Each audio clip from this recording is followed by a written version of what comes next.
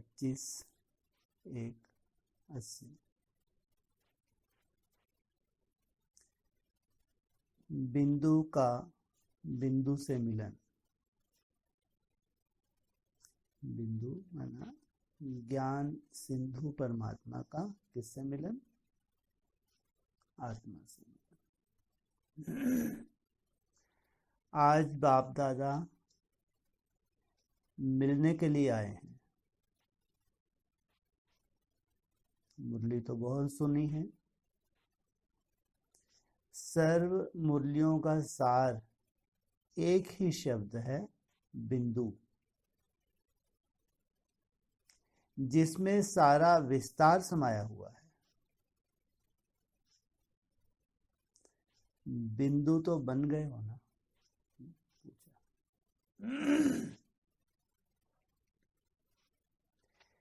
बिंदु बनना, बिंदु को याद करना और जो कुछ बीता उसको बिंदी लगाना, यह सहज अनुभव होता है ना। यह अति सूक्ष्म और अति शक्तिशाली है। क्या? अति सूक्ष्म और अति शक्तिशाली है। क्या? कौन कौन सा बिंदु? आत्मा का बिंदु और परमात्मा का बिंदु और ड्रामा। अति सूक्ष्म और अति शक्तिशाली है, जिससे आप सभी सूक्ष्म फरिश्ता बन मास्टर सर्वशक्तिवान बन पार्ट पे जाते हो। सार तो सहज है ना या मुश्किल है? डबल फॉरनर्स क्या समझते हैं? सहज है या डबल फॉरनर्स को डबल इजी है? अब तो बाप दादा सार स्वरूप देखना चाहते हैं। पूरे ज्ञान का सार बिंदी, ये देखना चाहते हैं।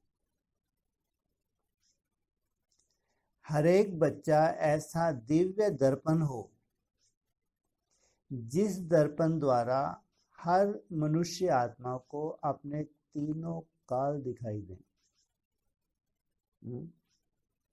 कैसा दर्पण? हर मनुष्य आत्मा को अपने तीनों काल दिखाई दें, ऐसे त्रिकाल दर्शन कराने वाले दर्पण हो।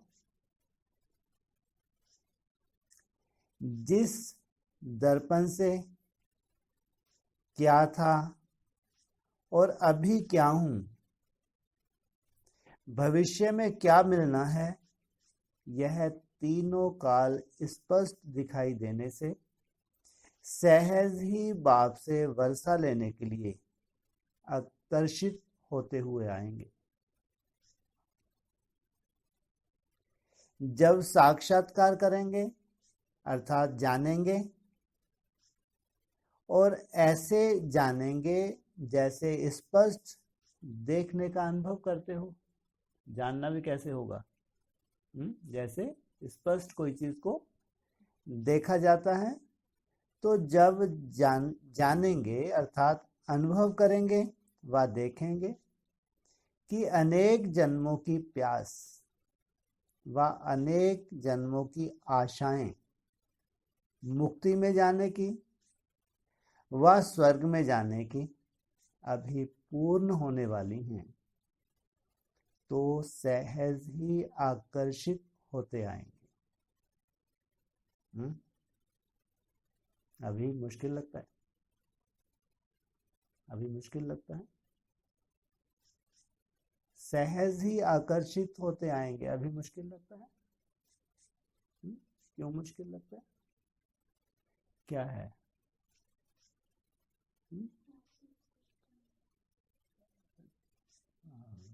तुम लोगों को तो स्पष्ट है। जिनकी बात कर रहे हैं, जो आएंगे। अभी उनको मुश्किल लगता है, मुश्किल लगता है, क्यों मुश्किल लगता है? और फिर मुश्किल नहीं लगेगा। क्या मुश्किल है यहाँ पे? हाँ, यहाँ की तुम्हारी जो दिनचर्या है कैसी है? एडमिशन तुमको लेनी है तो ये कंडीशन है, नहीं तो फूटो यहाँ से, भगो। देखना भी पसंद करते हो तुम? है?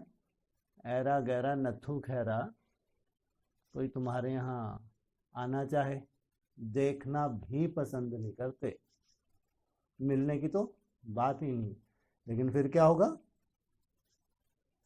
सहज अनुभव करेंगे, उनको लगेगा अरे 3 बजे उठना कुछ भी नहीं है भाई। अगर इतनी बड़ी प्राप्ति होती है तो हमको 3 क्या 2 1 बजे भी उठेंगे। अरे 8 घंटे नहीं, हम तो 12 14 16 घंटे भी मेहनत करेंगे। उनको समय का भी दर्शन हो जाएगा ना। कितना समय, कितना समय?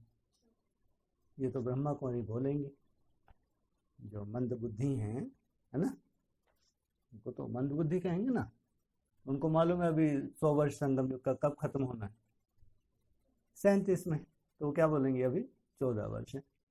अरे 14 वर्ष तो उल्टे लटकाने के लिए हैं, सजाओं के लिए हैं। 14 वर्ष अगर कोई बोलता है तो इसका मतलब लंबी सजा इसको खानी है। और जिनको सजाएं नहीं खानी उनके लिए 14 वर्ष है? उनके लिए तो बाबा ने अव्यक्तवाणी में क्यों बोला, इशारा क्यों दिया कि 20 वर्ष तो है ही नहीं, जब तब तो 20 वर्ष थे भी, 17 के आसपास बोला ना। तो 20 वर्ष थे, लेकिन ऐसा अव्यक्तवाणी में क्यों आया कि 20 वर्ष तो है ही नहीं। और फिर एडवांस में साकार बाप ने इशारा दिया, ज्यादा से ज्यादा कितने वर्ष बताए? 10 वर्ष। माना कब को पूरे हो जाएंगे वो? 27। जब इतना स्पष्ट हो जाएगा कि जो कुछ भी मेरे को पाना है या खोना है, पाना है तो भी ये 5-7 वर्ष, और अगर खोना है तो भी, अगर इधर उधर बुद्धि धक्के खा रही है, पुराने ही ढर्रे में लगे हुए हैं, कोई विशेष अटेंशन नहीं है, इंतजार कर रहे हैं, कोई भी इंतजाम अपने लिए नहीं कर रहे हैं, तो क्या कहेंगे? तो खोने के लिए भी उनके पास कितना समय है? यही 5-7 वर्ष हैं। तो फिर आकर्षित हो आएंगे जब इतना स्पष्ट हो जाएगा। और मेन तो फिर तुम्हारे ऊपर डिपेंड है, हाँ, या उनके ऊपर डिपेंड करता है? आधार कौन है?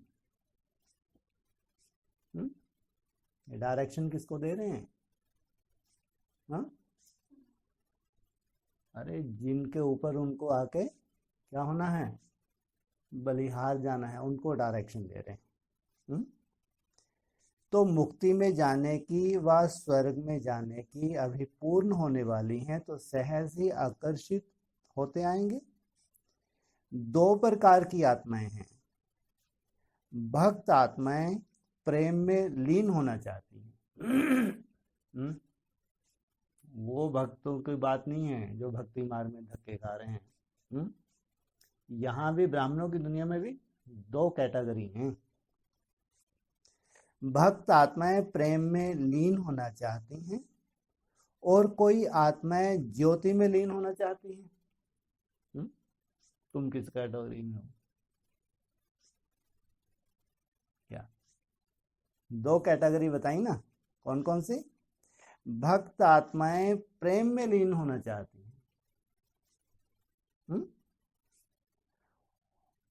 और कोई आत्माएं ज्योति में लीन होना चाहती हैं। तो उसका यादगार क्या है?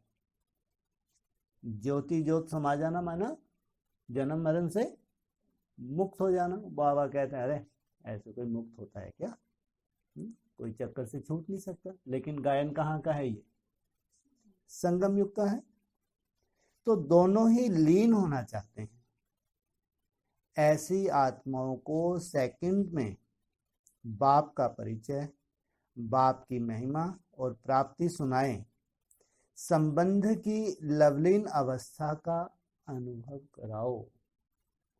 संबंध में आके लवलीन हो जाए, समा जाए।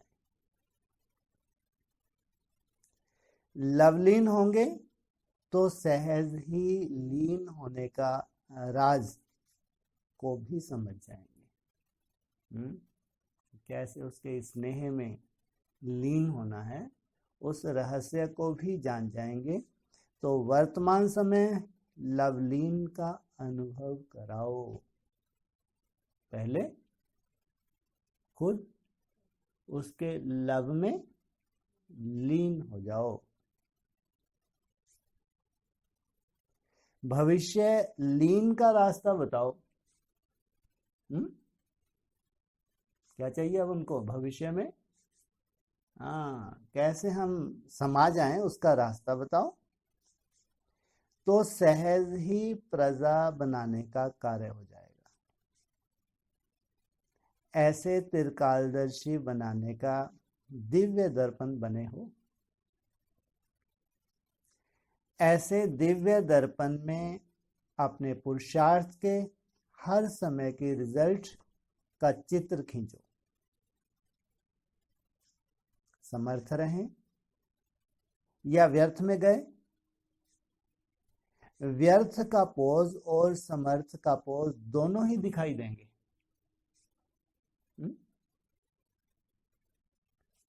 समर्थ का पोज क्या होगा?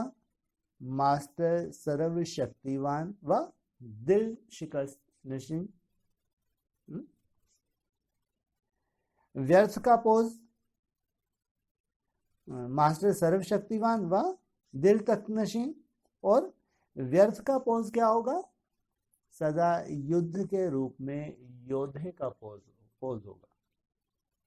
अभी ये परिस्थिति बनी, वो परिस्थिति खत्म नहीं हुई, दूसरी परिस्थिति पहले आ गई। वो परिस्थिति खत्म हुई, उससे पहले तीसरी परिस्थिति आ गई। ना एक परिस्थिति से निकलेंगे, दूसरी परिस्थिति आ गई सामने। तो योद्धे का पोज होगा। तख्त नशीन नहीं, लेकिन युद्ध स्थल पर खड़े हैं। तो तख्त नशीन सफलता मूर्त और युद्ध स्थल में खड़े हुए मेहनती की मूर्त होंगे। उनको मेहनत महसूस होगी और ये सफलता मूर्त बनने वाले हैं। छोटी सी बात में भी मेहनत ही करते रहेंगे।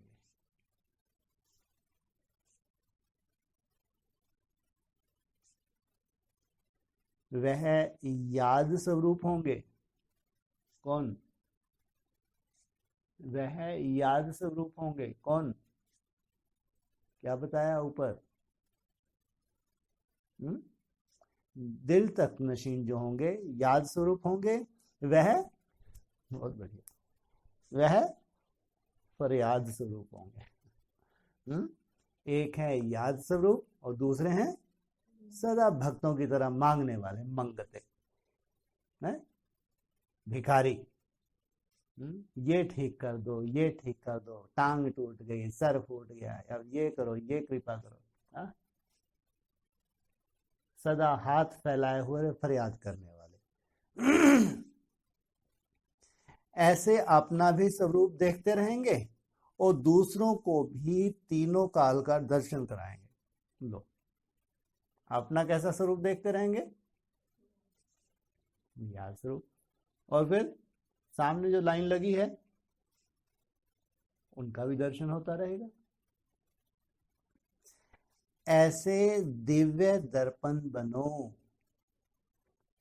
जिसमें हर एक को अपना मुखड़ा क्लियर दिख जाए, अपना भविष्य नजर आ जाए। समझा? आज तो डबल फॉरनर्स और गुजरात से मिलना है। लोग गुजरात को तो पीछे ही नहीं छोड़ रहे, फिर पीछे पड़ गए। आज तो डबल फॉरनर्स और गुजरात से मिलना है। अरे अभी तो मिले थे 2 दिन पहले,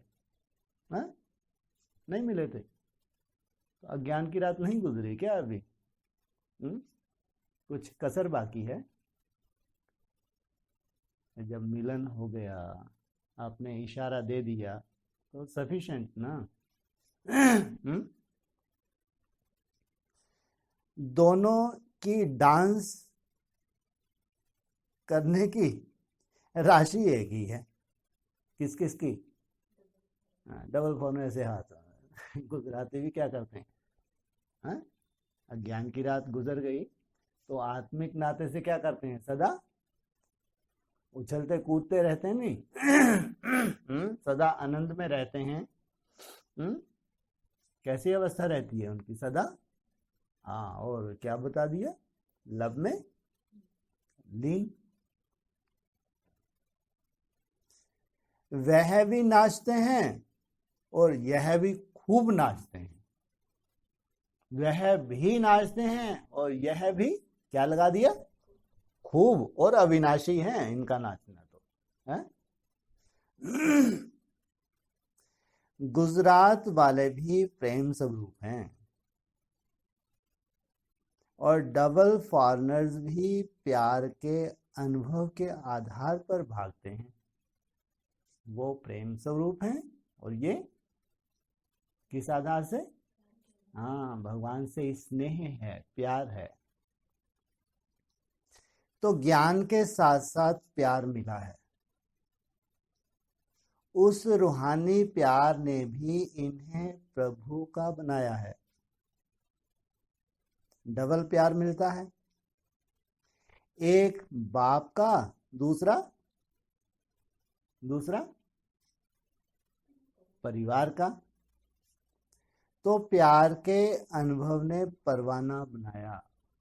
अच्छा, प्यार के अनुभव ने क्या बना दिया? परवाना। कोई मासी का घर है?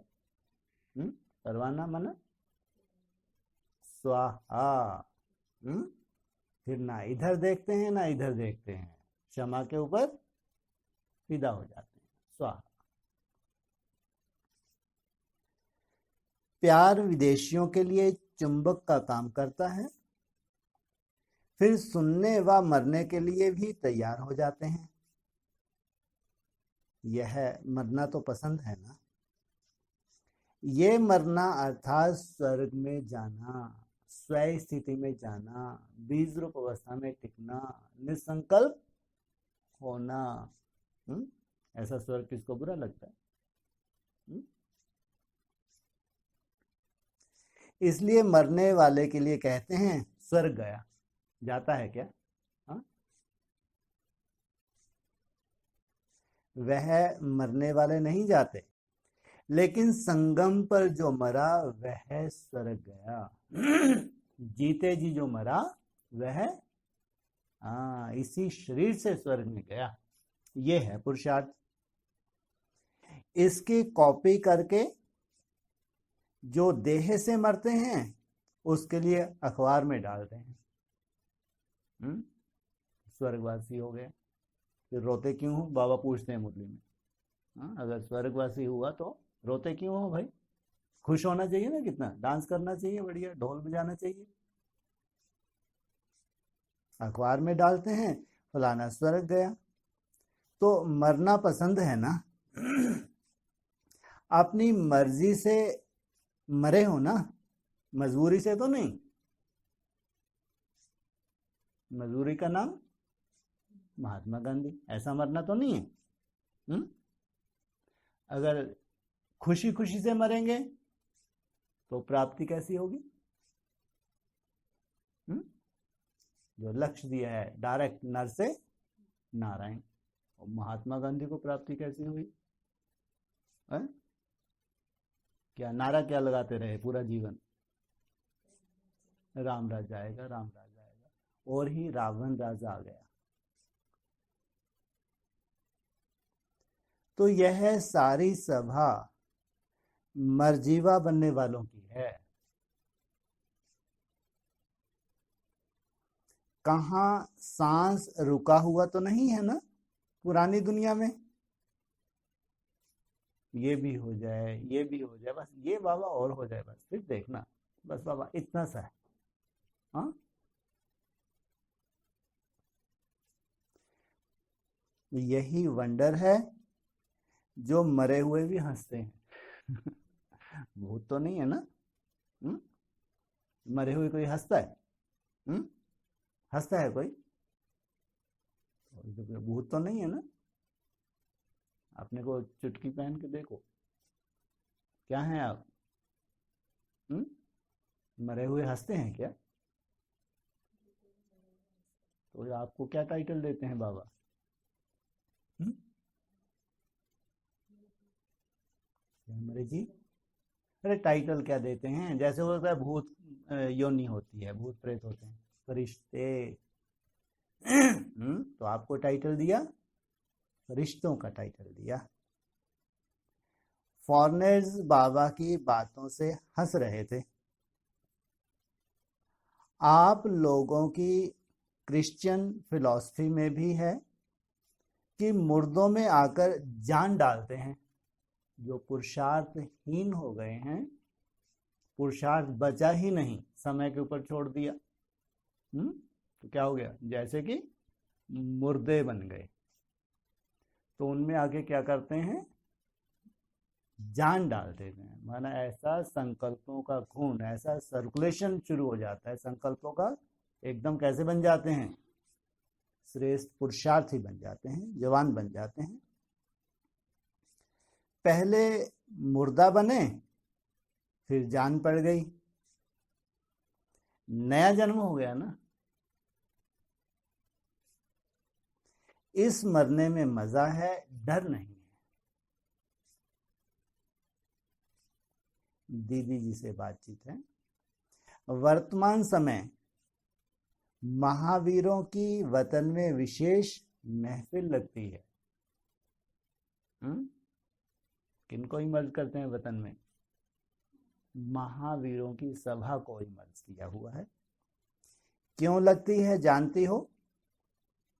आजकल बाप दादा ने जैसे स्थापना में ब्रह्मा के संपूर्ण स्वरूप द्वारा साक्षात्कार कराने की सेवा ली,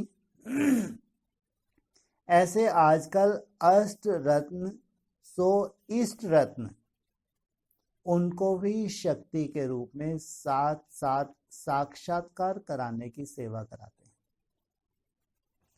हैं। स्थूल शरीर द्वारा साकारी ईश्वरीय सेवा में बिजी रहते हो, लेकिन आजकल अनन्य श्रेष्ठ आत्माओं की डबल सेवा चल रही है। जिनके समान दूसरा कोई नहीं है, वो है अनन्य बच्चे। जैसे ब्रह्मा द्वारा स्थापना की वृद्धि हुई, वैसे अभी शिव शक्ति के कंबाइंड साक्षात्कार द्वारा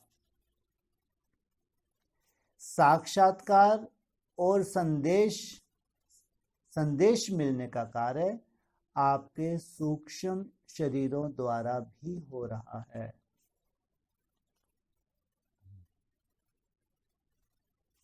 तो वंडरफुल है।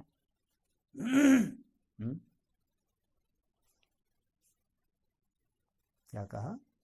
जैसे ब्रह्मा द्वारा स्थापना की वृद्धि हुई। कब वृद्धि हुई?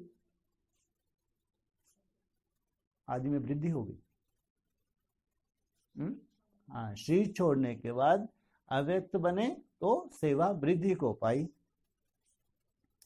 वैसे अभी शिव शक्ति के कंबाइंड साक्षात्कार द्वारा साक्षात्कार और संदेश मिलने का कार्य आपके सूक्ष्म शरीरों द्वारा भी हो रहा है। मनसा सेवा स्थूल शरीर से होती है, कौन से? सूक्ष्म शरीर से होती है। तो बाप दादा अनन्य बच्चों को इस सेवा में भी सहयोगी बनाते हैं। इसलिए सूक्ष्म सेवा के प्रैक्टिकल प्लान के कारण वहां महफिल लगती है। इसलिए महावीर बच्चों को कर्म करते भी किसी भी कर्म बंधन से मुक्त सदा डबल लाइट रूप में रहना है। बाप ने सूक्ष्म वतन में इमर्ज किया, सेवा कराई, इसकी अनुभूति आगे चलकर बहुत करेंगे। अभी तो कुछ ऐसा महसूस नहीं हो रहा, लेकिन आगे चल के क्या होगा? बहुत साक्षात्कार होंगे। डबल सेवा का पार्ट चल रहा है। डबल सेवा माना कौन कौन सी? स्थूल और सूक्ष्म मनसा। बाप दादा अनन्य बच्चों के संगठन द्वारा भक्तों को और वैज्ञानिकों को दोनों को टचिंग कराने की सेवा कराते रहते हैं। भक्तों को साक्षात्कार बहुत जल्दी, अभी भी तो जो अच्छे अच्छे भक्त हैं, जो उनके इष्ट तैयार हो रहे हैं, तो उनको भी टचिंग होना। और जो साइंटिस्ट हैं, ये क्या करते जाएंगे? साइंस विनाश करेगी। साइंस नई नई इन्वेंशन करेंगे, बहुत प्रोग्रेस अभी होनी है। उनमें अनन्य भक्ति के संस्कार भर रहे हैं, जो आधा कल्प भक्ति मार्ग में चलाते रहेंगे और वैज्ञानिकों को परिवर्तन करने और रिफाइन साधन बनाने में,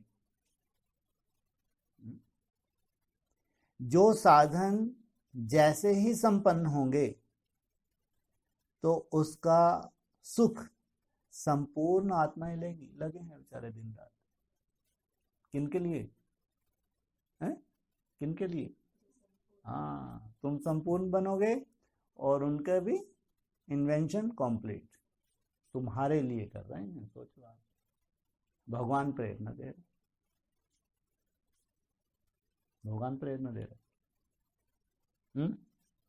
क्या बोला ऊपर? भगवान प्रेरणा दे रहा उनको है? अरे तुम्हारा ही वाइब्रेशन उनको टच हो रहा है। इधर तुम संपूर्ण बनने जा रहे हो और उधर उनको ऐसी ऐसी टचिंग हो रही है।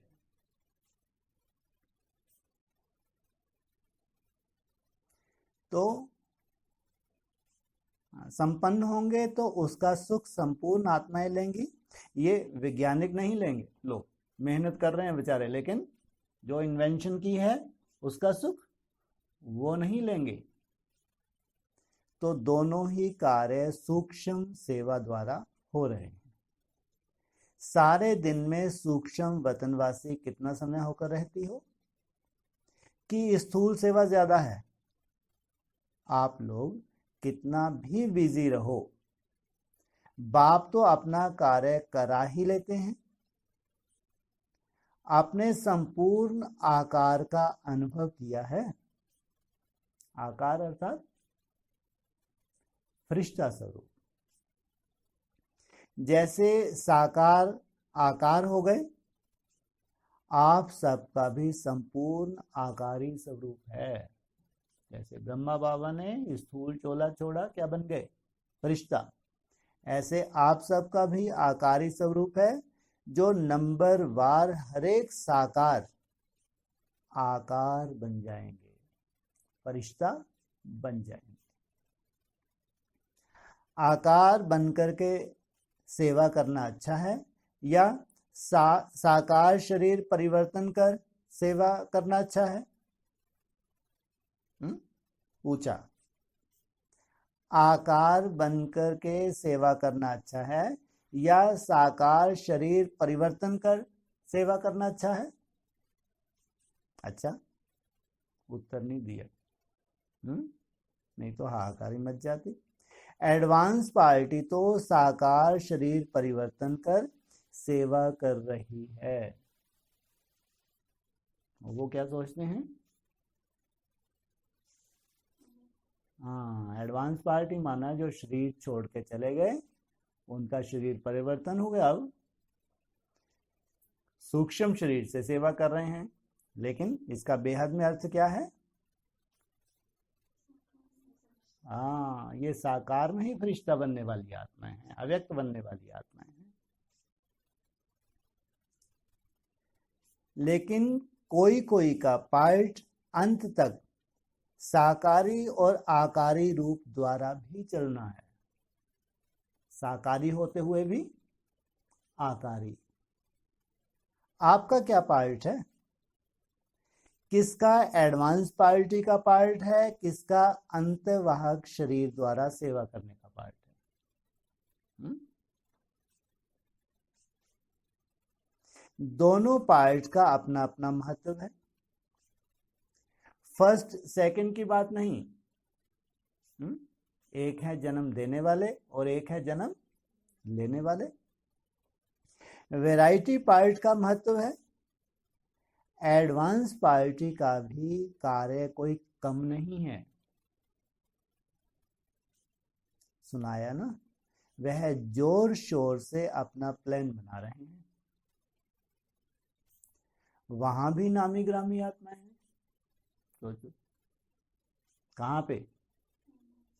एडवांस पार्टी, जिसको शंकर पार्टी के नाम से बदनाम किया हुआ है, वो कौन सी पार्टी है? Advance party. वहां भी जो आदि में शरीर छोड़ के गई हैं नामी ग्रामी आत्माएं गुप्त रूप में वहां कार्य कर रही हैं। तो पार्टियों से मुलाकात है। सभी सदा मणि के समान चमकते हो। मणि सदा चमकती है ना। एक एक मणि की कितनी वैल्यू होती है। वो अमूल्य रत्न है जिसकी कीमत आज के मानव कुछ कर नहीं सकते, क्योंकि बाप के बन गए हैं ना। जो बाप के बने हैं वह अमूल्य रत्न हो गए, उनका कोई मूल्य कर नहीं सकता। सारे विश्व के अंदर सर्वश्रेष्ठ आत्मा हो गए। इतनी खुशी रहती है। जैसे शरीर का ऑक्यूपेशन सदा याद रहता है, वैसे आत्मा का ऑक्यूपेशन भी कभी भूलना ना चाहिए। संगम युग का श्रेष्ठ भाग्य ही है बाप के अमूल्य रत्न बनना। इस भाग्य को भूल कैसे सकते हैं? सभी सेवा में सहयोग देते हैं, ऑलराउंडर सेवाधारी हैं। सेवा का चांस मिलना यह भी ड्रामा में एक लिफ्ट है। जितनी यज्ञ सेवा करते हैं उतना प्राप्तियों का प्रसाद स्वतः ही प्राप्त हो जाता है। निर्विघ्न रहते हैं। कौन कौन निर्विघ्न रहते हैं? यज्ञ सेवा करते हैं। और अगर यज्ञ सेवा करते हैं और विघ्न आ रहे हैं, वायुमंडल खराब हो रहा है, तो क्या कहेंगे वहां पे? यथार्थ सेवा होती है या मनमत से होती है? मनमत से होती है। एक बारी सेवा की और 1000 बारी सेवा का फल प्राप्त हो गया। सदा स्थूल सूक्ष्म लंगर लगा रहे। स्थूल रूप में नहीं तो सूक्ष्म में तो लगातार मनसा सेवा हो सकती है। किसी को संतुष्ट करना यह सबसे बड़ी सेवा है। मेहमान निवाजी करना यह सबसे बड़ा भाग्य है। कहते भी हैं मेहमान भाग्यशाली के घर में आते हैं। तो तुम कैसे भाग्यशाली हो? किसी को फटकने ही नहीं देते हो भाग्यशाली। भाग्यशाली हो तो तुम्हारे तो कोई मेहमान आता ही नहीं।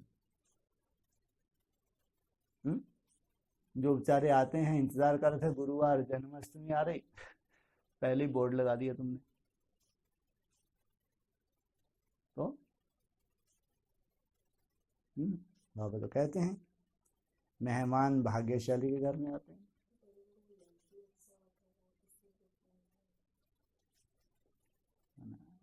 कहते हैं ना वो देर है लेकिन ये ज्यादा अच्छा ना। हाँ, भीड़ आ जाए अंधेरा कर दे, तुम्हारा वायुमंडल आके खराब कर दे, वो अच्छा है। या भले ही देर से आए लेकिन लेकिन हाँ पावरफुल बनकर आए, तुमको वायुमंडल में और सहयोग करें। सभी माया को जानते हुए माया से अनजान रहते हो। जैसे देवताएं माया शब्द को ही नहीं जानते। सोचो, सतयुग में माया होगी? माया शब्द ही नहीं होगा। उनसे पूछो कि माया क्या है, तो अनजान है ना। और हमसे पूछो इससे छूटने का बाबा लगे हैं दिन रात। ऐसे आप माया को जानते हुए माया के वार से अनजान रहो। माया को ऐसे समाप्त कर दो जो नाम निशान ही खत्म हो जाए।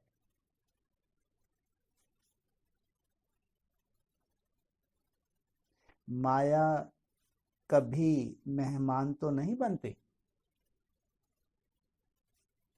दरवाजा बंद है, पूछा। अगर किला मजबूत होता है तो दुश्मन नहीं आता। ऊंची स्टेज पर रहना अर्थात ऊंची दीवार। वाह। ऊंच स्टेज पर रहना माना ऊंची दीवार। कभी भी नीचे की स्टेज में नहीं आना। जब बाप के बन गए तो बाप का बनना अर्थात मेरापन समाप्त होना। मेरापन समाप्त होना माना माया की विदाई। मोह की उत्पत्ति का आधार है मेरा। जब मेरा ही नहीं तो मोह कहां से आया? जब अपने को हद का रचयिता समझते हो तो विकारों की उत्पत्ति होती है।